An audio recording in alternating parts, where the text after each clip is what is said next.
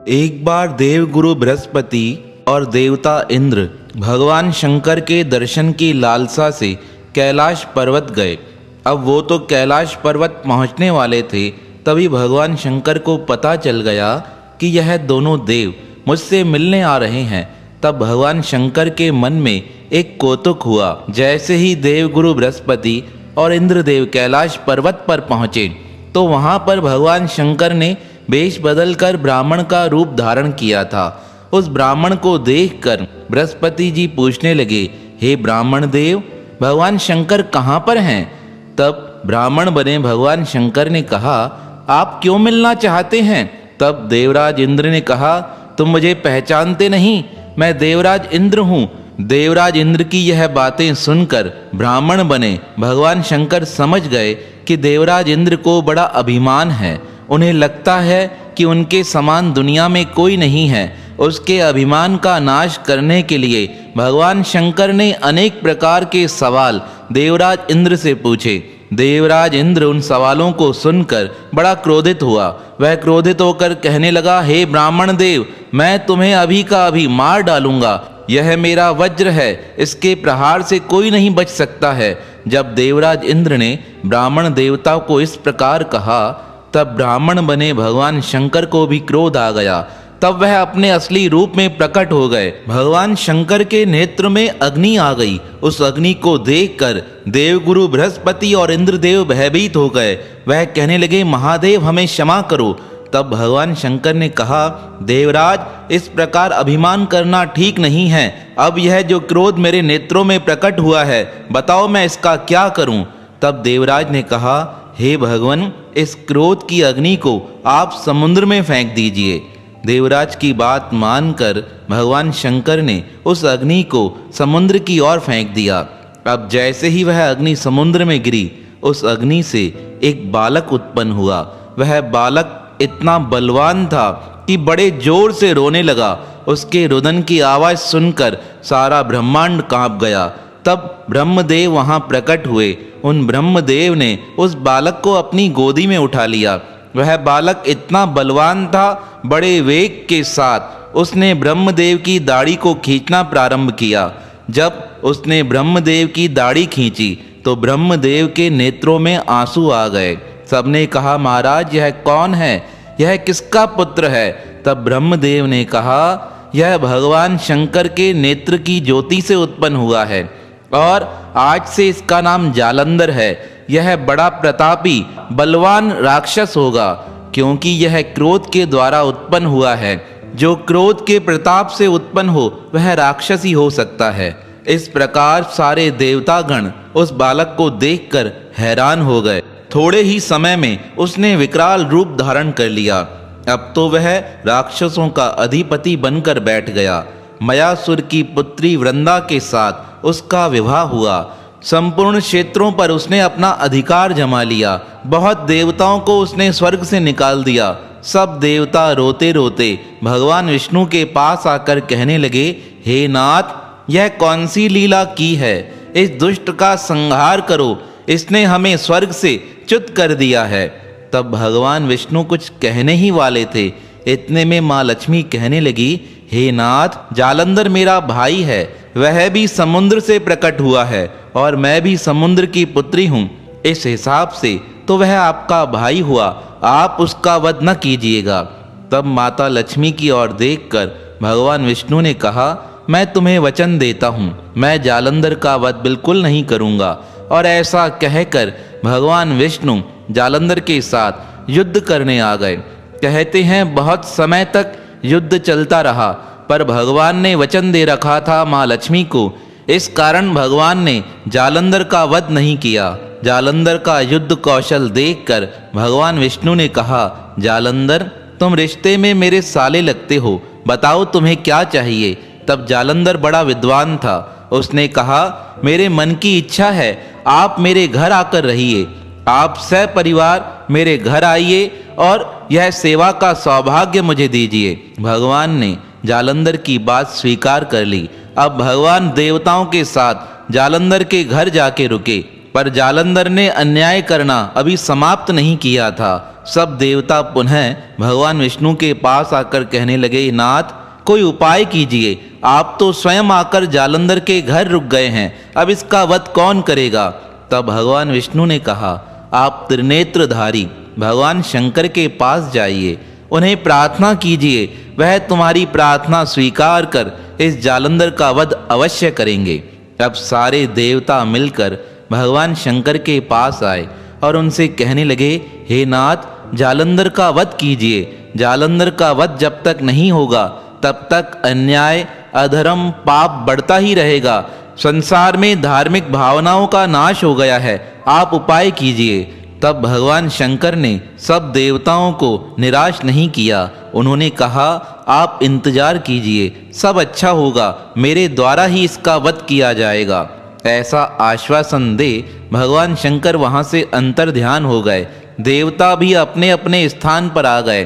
तब एक दिन भगवान शंकर ने श्री नारद जी को बुलाकर कहा, हे नारद जी, आप अभी का अभी जालंधर के पास जाइए और उसे यह भ्रमित करते हुए कहिए कि जालंधर, तुम्हारे पास संपूर्ण संपत्तियां हैं, किसी प्रकार के धन की तुम्हारे पास कमी नहीं है, लेकिन एक सबसे सुंदर स्त्री धन तुम्हारे पास नहीं है।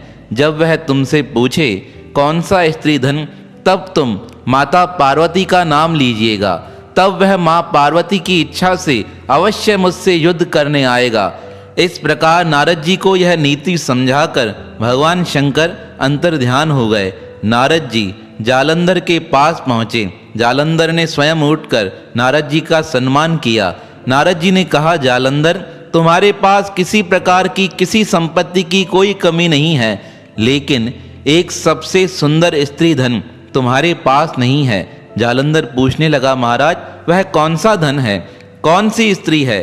तब भगवान नारद ने कहा, वह माता पार्वती है। अगर वह तुम्हें मिल जाए तो तुम संपूर्ण राशियों के स्वामी हो जाओगे। इस प्रकार नारद जी कहकर वहां से चले गए। अब तो जालंधर के मन में पार्वती माता के लिए अनेक अशुभ विचार उठने लगे। उसने अपने एक दूत को बुलाकर कहा, अभी का अभी कैलाश जाओ और भगवान शंकर से कहो कि पार्वती को मेरे हवाले कर दे, अन्यथा युद्ध के लिए तैयार रहे। इस प्रकार वह दूत भगवान शंकर के पास पहुंचा। उसने जालंधर का संदेशा देते हुए कहा, जालंधर मेरा राजा है, मैं उनका संदेश लेकर आपके पास आया हूँ। उसने कहा है, सबसे सुंदर स्त्री धन जिसे पार्वती के नाम से जाना जाता है वह मुझे सौंप दो, अन्यथा युद्ध के लिए तैयार हो जाओ। जब वह दूत इस प्रकार भगवान शंकर को संदेश सुना ही रहा था, इतने में भगवान शंकर का गण प्रकट हो गया। उसे बड़ा क्रोध आया, वह दूत को मारने ही वाला था। तब भगवान शंकर ने उसे रोक दिया। वह दूत भी भागते हुए भगवान शंकर के शरण में आकर कहने लगा, मैं तो दूत हूँ, दूत का वध करना अन्याय माना जाता है। तब उसकी बात सुनकर भगवान शंकर ने अपने गण को रोकते हुए कहा, ऐसा मत करो, यह दूत है, दूत को मारना अधर्म है। तब वह गण कहने लगा, इसने आपका अपमान किया है, इसने माता पार्वती का अपमान किया है, मैं क्रोध में भर गया हूँ, मुझे इसको खाना है। तब भगवान शंकर ने कहा, इसे खाना उचित नहीं है। तब वह गण कहने लगा, महाराज मेरी भूख बढ़ती जा रही है, बताइए मैं किसे खाऊं। तब भगवान शंकर ने उसे कहा, तुम अपने हाथों और पैरों को खा जाओ। भगवान शंकर की आज्ञा मानकर उसने अपने हाथ पैर खा लिए। तब भगवान शंकर ने प्रसन्न होकर उसे कहा, मैं तुम्हें वरदान देता हूँ, जहाँ जहाँ मेरा मंदिर स्थापित होगा तुम वहाँ पर निवास करोगे। इस प्रकार भगवान शंकर ने उस गण को आशीर्वाद दिया।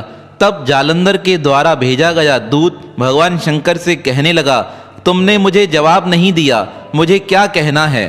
तब भगवान शंकर ने कहा, मैं युद्ध के लिए तैयार हूँ, तुम जालंधर से कहो, अवश्य युद्ध किया जाएगा। वह दूत लौटकर जालंधर के पास आया। उसने भगवान शंकर का सारा संदेशा जालंधर को सुनाते हुए कहा, भगवान शंकर ने कहा है वह युद्ध के लिए तैयार हैं। भगवान शंकर का यह संदेश सुनकर जालंधर का मन क्रोध से भर गया। उसने सारी सेनाओं को आदेश देते हुए कहा, अभी का अभी हमें कैलाश पर्वत की ओर कूच करना है। वहां चलकर भगवान शंकर का वध कर देंगे। सारी सेना ने आदेश मान लिया। अनेक अनेक प्रकार के राक्षस युद्ध के लिए तैयार हो गए। जालंधर सबको साथ लेकर कैलाश पर्वत पहुंचा। भगवान शंकर ने जैसे ही देखा कैलाश पर्वत पर जालंधर बड़ी सेना लेकर आ रहा है, यहाँ पर भगवान शंकर के भी आदेश से गण युद्ध के लिए तैयार हो गए। अब तो जालंधर और भगवान शंकर के मध्य बड़ा भयानक युद्ध होने लगा। अब जालंधर तो बड़ा मायावी था। उसने एक विचित्र लीला की। वह दो रूप बनाकर एक को युद्ध में छोड़कर एक रूप के साथ कैलाश पर्वत पहुंच गया। उसके मन में था, मैं देखकर तो आऊं कि माता पार्वती कैसी है। जैसे ही वह कैलाश पर्वत पहुंचा, उसने अपना भेष भगवान शंकर के रूप में बदल दिया। वह भगवान शंकर का रूप धारण करके जैसे ही कैलाश में घूम रहा था, उसे लगा पार्वती माता को लगेगा कि मैं ही शंकर हूँ। वह मेरे नज़दीक आ जाएगी और उनका पतिव्रत धर्म नष्ट हो जाएगा। ऐसा सोचकर जैसे ही वह माँ पार्वती के नज़दीक जा रहा था, माता पार्वती ने पहचान लिया, दुष्ट, तूने भगवान शंकर का रूप धारण किया है। तुझे क्या लगा मैं तुझे पहचान न सकूंगी? जिस प्रकार तूने मेरा धर्म नष्ट करने के लिए यह प्रयास किया है, उसी प्रकार जब तेरी पत्नी का यह धर्म नष्ट होगा तभी तेरा नाश होगा। इस प्रकार माँ पार्वती ने जालंधर को श्राप दे दिया। इस प्रकार श्राप से दुखित हो जालंधर पुनः युद्ध करने आ गया। अब तो युद्ध का कौशल उसके हाथ से निकलता जा रहा था। जैसे तैसे प्रयास करके वह अपने घर पुनः लौट आया। यहाँ पर जब युद्ध समाप्त हुआ, तब भगवान शंकर ने भगवान विष्णु को बुलाकर कहा, हे हरि, यह तुम क्या करते हो? यहाँ पे सब देवता दुखी हैं और तुम जाकर जालंधर के घर रुके हो, यह उचित नहीं है। तब भगवान विष्णु ने कहा, मैंने उसे वचन दिया था, उसके वचन का पालन करना मेरा धर्म था। अब मैं उसके पास रुककर आ गया हूँ। अब मेरे ऊपर कोई पाबंदी नहीं है। अब आप जैसा आदेश करेंगे मैं मानने को तैयार हूँ। जब भगवान शंकर इस प्रकार भगवान विष्णु से बात कर रहे थे, इतने में जगत जननी माँ पार्वती माता भी वहाँ प्रकट हुई। वह कहने लगी, हे विष्णु, इस जालंधर ने मेरा अपमान किया है। इस अपमान का बदला तुम्हें अवश्य लेना पड़ेगा। तुम भी किसी युक्ति के द्वारा इसकी पत्नी का धर्म नष्ट कीजिएगा, क्योंकि पतिव्रत धर्म के आधार पर ही यह बड़ा बलवान बनकर फिरता है। इसकी धर्म पत्नी वृंदा सच्चे हृदय से अपने पति को भगवान मानकर उसकी सेवा करती है। उसके पतिव्रत धर्म के प्रभाव से ही यह अभी तक जीवित है। माता पार्वती की बात मानकर श्री नारायण ने कहा, माता, आपका जैसा आदेश होगा वैसा ही पालन किया जाएगा। 3-4 दिन बाद पुनः युद्ध प्रारंभ हुआ। अब तो जालंधर और भगवान शंकर के मध्य बड़ा भयानक युद्ध हुआ। यहाँ युद्ध चल रहा था, वहाँ महल में जालंधर की पत्नी वृंदा एक वन के अंदर बैठ तपस्या कर रही थी। वह यही प्रार्थना करती थी कि मेरे पतिदेव सदा सुरक्षित रहें। अचानक से बरसात होने लगी। बरसात में वह क्या देखती है, 2 राक्षस वहां प्रकट हुए। उन्होंने वृंदा के समक्ष आकर उसके पति जालंधर का शरीर फेंक दिया। एक तरफ धड़ पड़ा था, एक तरफ सर पड़ा था। इस प्रकार अपने पति के शरीर को देखकर वृंदा बड़े जोर से रोने लगी। तभी भगवान विष्णु ब्राह्मण का रूप बनाकर उस वन से निकलने लगे। ब्राह्मण देवता को देखकर वृंदा कहने लगी, हे ब्राह्मण देव, दया कीजिए, मेरे पति को जीवन दान दीजिए, मेरे पति को जीवन दान दीजिए। तब ब्राह्मण बने भगवान विष्णु कहने लगे, जो मर गया उसे किस प्रकार जीवित किया जा सकता है? तब वृंदा कहने लगी, आप तो सिद्ध महापुरुष नजर आते हैं, मुझ पर दया कीजिए, मेरे पति को जीवित कीजिए। तब ब्राह्मण बने भगवान विष्णु ने ऐसी माया रची कि वह शरीर गायब हो गया, स्वयं जालंधर के रूप में प्रकट हो गए।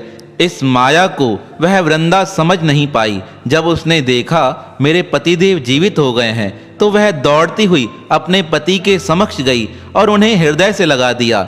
जब उसने आलिंगन किया तो उसे ऐसा प्रतीत हुआ कि यही मेरे पति हैं। वह अपने पतिदेव को लेकर महल में लेकर आई।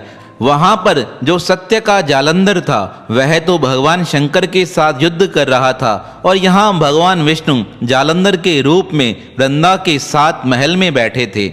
यहाँ महल में जैसे ही जालंधर की पत्नी वृंदा का पतिव्रत धर्म नाश हुआ, वहां पर जालंधर का वध हो गया। वहां जैसे ही जालंधर का वध हुआ, वहां के राक्षस उसे उठाकर महल में लेकर आए। अब तो वृंदा देखकर हैरान हो गई, एक जालंधर मरा पड़ा है, एक जालंधर जीवित है। जब वृंदा ने क्रोधित हो जालंधर बने भगवान विष्णु से पूछा, तुम कौन हो? तब भगवान विष्णु अपने स्वरूप में प्रकट हो गए। भगवान विष्णु को इस प्रकार देखकर वृंदा ने कहा, तुमने मेरे साथ छल किया है, तुम्हारे कारण मुझे पति का दुख प्राप्त हुआ है। मैं तुम्हें श्राप देती हूँ, तुम्हें भी पत्नी का वियोग सहना पड़ेगा। और जो राक्षस मुझे दुखी करने के लिए वहां मेरे पति का शरीर फेंक कर गए थे, वह राक्षस तुम्हें भी परेशान करेंगे। जिन ब्राह्मण देवता ने वहां प्रकट होकर मुझसे छल किया था, उन्हें भी दुख प्राप्त होगा। यह श्राप हकीकत में परिवर्तित हो गया। जब भगवान विष्णु राम के रूप में जन्म लेकर आए, उन्हें पत्नी का वियोग सहना पड़ा।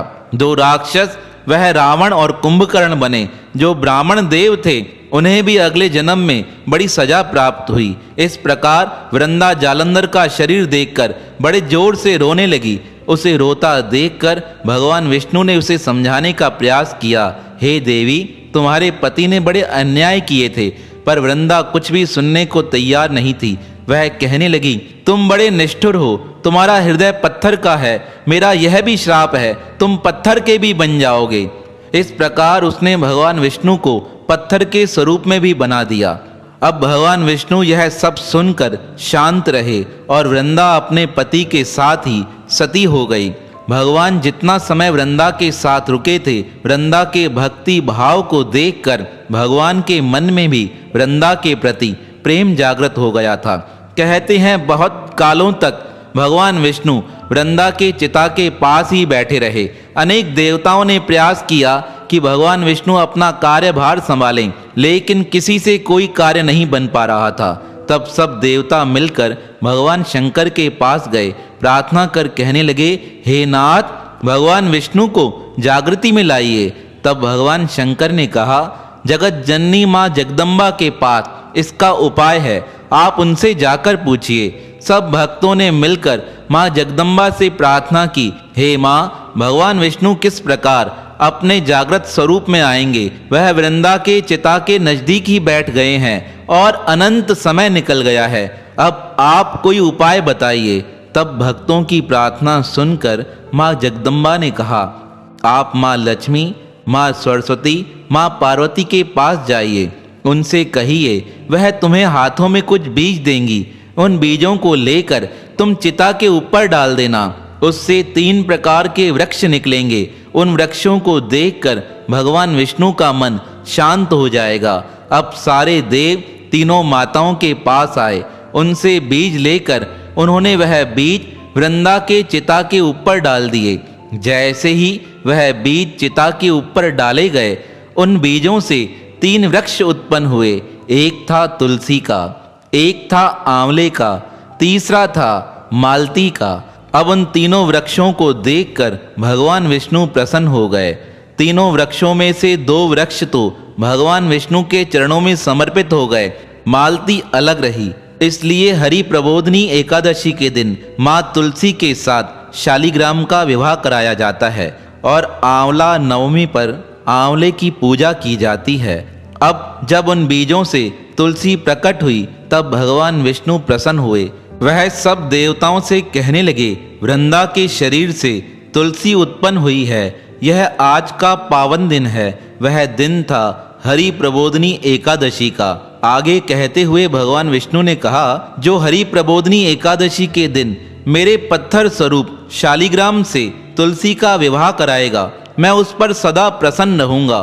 सब पूछने लगे, भगवान आपका स्वरूप पत्थर के रूप में कैसे है? तब नारायण ने कहा, वृंदा के श्राप के कारण मेरा एक स्वरूप पत्थर के रूप में प्रकट होगा। उसने मुझे श्राप दिया था कि मैं पत्थर का बन जाऊंगा। वृंदा जैसी पतिव्रता नारी का सम्मान बढ़ाने के लिए मैंने स्वयं को पत्थर के रूप में होना स्वीकार कर लिया है।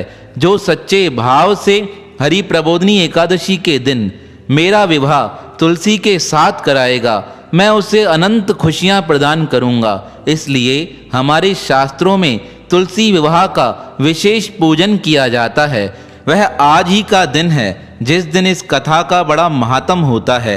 आज के दिन जितना हो सके हमें शुभ कर्म करने चाहिए, जितना हो सके पाप से बचकर पुण्य की प्राप्ति करनी चाहिए और सब तरफ से ध्यान हटाकर निरंतर परमात्मा के ओर ही अपना ध्यान लगाना चाहिए। यह इस एकादशी का विशेष महात्म है। इस प्रकार संसार में हमें तुलसी की प्राप्ति हुई। यह तुलसी विवाह का पावन प्रसंग जो शास्त्रों में वर्णित है उसे ही आप तक पहुंचाया गया है। तो ऐसे भक्त वसल भगवान जो भक्तों के मान को बढ़ाने के लिए पत्थर का भी होना स्वीकार कर लेते हैं, ऐसे भक्त वसल भगवान के पावन श्री चरणों में हमारा बारंबार प्रणाम है, प्रणाम है, प्रणाम है।